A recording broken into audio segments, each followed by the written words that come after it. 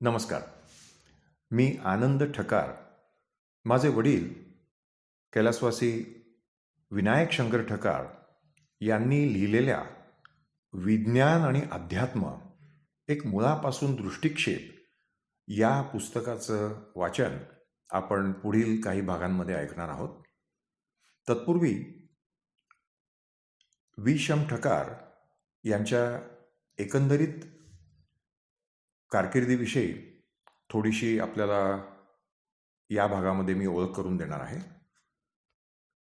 ठकारांचा पिंड हा मुळापासूनच संशोधक असा होता आणि त्याप्रमाणे त्यांनी त्यांच्या आवडीनुसार त्यांनी BScच्या काळामध्ये बॅचलर ऑफ सायन्स ते जेव्हा झाले त्यावेळेला त्यांनी भौतिकशास्त्र आणि गणित, फिजिक्स आणि मॅथमॅटिक्स या विषयांमध्ये त्यांनी आपलं लक्ष केंद्रित केलं होतं. त्यानंतर त्यांनी त्याच विषयांमध्ये MSc पूर्ण केलं पुण्यातील फर्ग्युसन महाविद्यालयामधून. MScचा त्यांचा विषय हा अप्लाइड मॅथमॅटिक्स असा होता, परंतु त्याचबरोबर त्याच्या जोडीला त्यांनी फिजिक्समधूनही त्यांनी मास्टर्स पूर्ण केला. आणि त्यानंतर पहिली काही वर्ष त्यांनी सांगली, सोलापूर, नागपूर अशा महाराष्ट्रातल्या काही कॉलेजेसमधून प्राध्यापकी सुद्धा केली. परंतु मुळातच त्यांना संशोधक व्हायचं असं त्यांचं एक स्वप्न असल्यामुळे त्यांनी पुण्यात सिंहगड रोडवर खडकवासला इथे असलेल्या केंद्रीय जलशक्ती संशोधन केंद्रामध्येच, म्हणजे त्या काळी CWPRS, central water and power research station, या ठिकाणी ते रुजू झाले आणि पुढील अनेक दशकं त्यांनी तिथेच संशोधन म्हणून काम केलं. त्यानंतर पूर्ण वेळ लिखाण करावं अशी त्यांची इच्छा असल्यामुळे त्यांनी 1988 मध्ये त्यांनी ही नोकरी सोडली आणि त्यावेळेला त्यांच्या कामासाठी किंवा इतर काही संदर्भांसाठी ते नेहमी थेसॉरस वापरत असत. मराठी भाषेवर त्यांचं फारच प्रेम होतं आणि मराठीमध्ये सुद्धा असा थेसॉरस किंवा पर्याय कोश असावा या हेतूनं त्यांनी काम सुरू केलं. आणि या संदर्भात शोध घेताना एक लक्षात आलं त्यांच्या की असा संपूर्ण सर्व शब्द, अनेक शब्द असलेला थेसॉरस किंवा पर्याय कोश फारसा उपलब्ध नाही. तेव्हा तिथून पुढे 5-7 वर्षाच्या मेहनतीतून त्यांनी मराठी इंग्रजी असा पहिला पर्याय कोश त्यांनी तयार केला.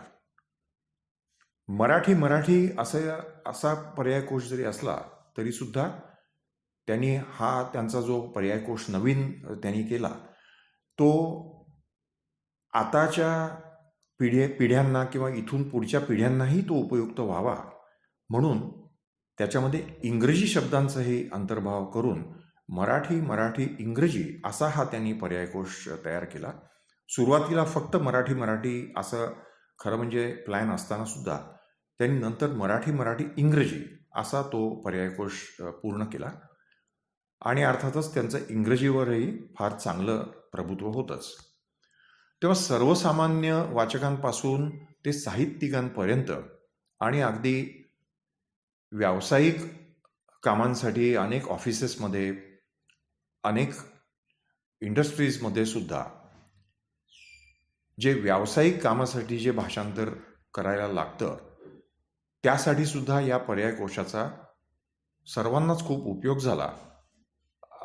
तशा आशयाची पत्रही त्यांना अनेक ऑफिसेसमधून अनेक वाचकांनी पाठवली. त्यांच्या पत्नी म्हणजे माझी आई अंजली ठकार यांच्यासोबत ज्ञानेश्वरीच्या ओव्या सांप्रत मराठीत आणत असतानाच त्यांनी अध्यात्म आणि विज्ञान याची सांगड घालून विज्ञान आणि अध्यात्म एक मुळापासून दृष्टिक्षेप हा ग्रंथ त्यांनी लिहिला, की जो आपण पुढच्या सर्व भागांमध्ये ऐकणार आहोत.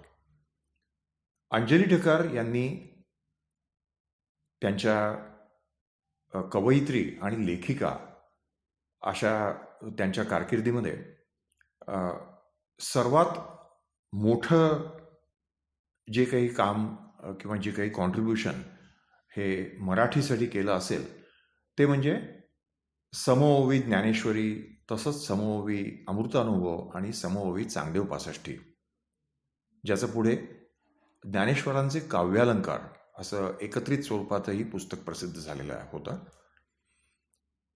आणि त्याचंही मी अभिवाचन करून तेही यूट्यूबवर आपणा सर्वांसाठी आणि सर्व वाचकांसाठी मी उपलब्ध करून दिलेलं आहे. तेव्हा ह्या काळामध्ये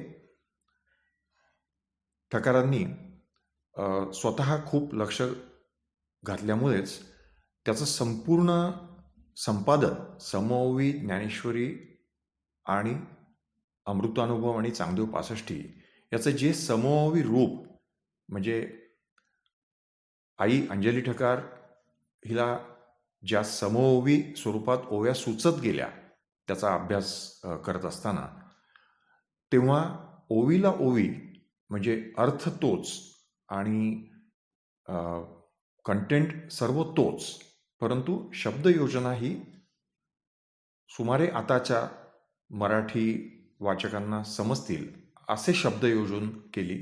आताचे मराठी याचा अर्थ 1980च्या दशकामधलं. तर या संपूर्ण पुस्तकांच्या प्रवासामध्येही वडिलांचं ठकारांचं कॉन्ट्रीब्युशन हे फारच मोठं होतं, कारण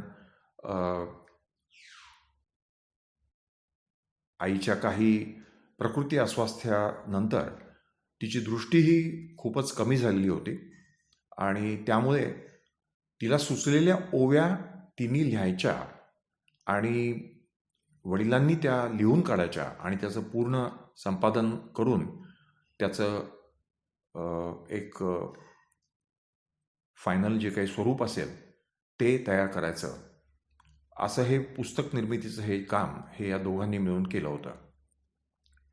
तेव्हा ह्या पर्याय कोशाचा अगदी खरं सांगायचं तर पर्याय कोशाचा एक प्रकारचा पाया हा ह्या ज्ञानेश्वरांचे काव्यालंकार ह्या पुस्तकांची जे काही काम झालं दोघांच्याही हस्ते, त्यामुळे सुद्धा या पर्याय कोशाचा पाया खरं म्हणजे भरला गेला असं म्हणता येईल. त्यामुळे व्यासंगी पर्याय कोशकार असं एक प्रकारची प्रसिद्धी ही विनायक शंकर ठकार यांना मिळाली. आणि त्यानंतर त्यांनी काही पुस्तकं, इतरही आणखीन काही पुस्तकं त्यांनी अनुवादित केली. त्याच्यामध्ये डॉक्टर स्टीफन हॉकिंग्स यांचं the brief history of time हे अतिशय गाजलेलं पुस्तक, त्याचं काळाचा छोटासा इतिहास या नावाचा अनुवाद त्यांनी केला. The picture of Dorian Gray ही कादंबरी अतिशय प्रसिद्ध होती आणि आहे, त्याचाही अनुवाद केला. तोही खूप सर्व वाचकांना भावला. आणि तत्पूर्वी या दोन्ही पुस्तकांच्या आधी त्यांनी अर्नेस्ट हेमिंग्वे यांची old man and the sea ही एक अतिशय प्रसिद्ध अशी 1952 साली मुळात त्यांनी लिहिलेली ही जी कादंबरी आहे त्याचंही ठकारांनी अनुवादित पुस्तक तयार केलं आणि म्हातारा आणि दर्या असं त्याला नाव दिलं. सुप्रसिद्ध साहित्यिक पु ल देशपांडे यांनी सुद्धा याच old man and the sea ह्या पुस्तकावर आधारित असलेलं एका कोळियाने हे पुस्तक लिहिलं होतं आणि तेही खूप गाजलं.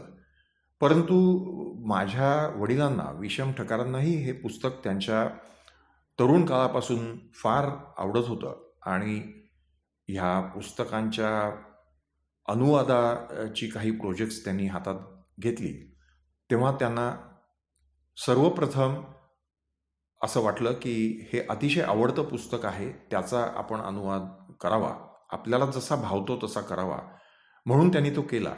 परंतु ते पुस्तक त्यांनी कधीच कुठल्याच प्रकाशकाकडे दिलं नाही प्रसिद्धीला, कारण सुप्रसिद्ध साहित्यिक पु ल देशपांडे यांनी त्याच्यावर आधारित एक पुस्तक आधीच त्यांचं प्रसिद्ध झालं होतं आणि म्हणून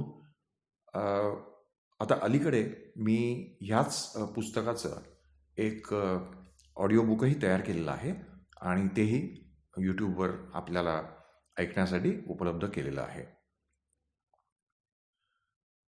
ह्या काही मोजक्याच पुस्तकांचे अनुवाद खूप गाजले.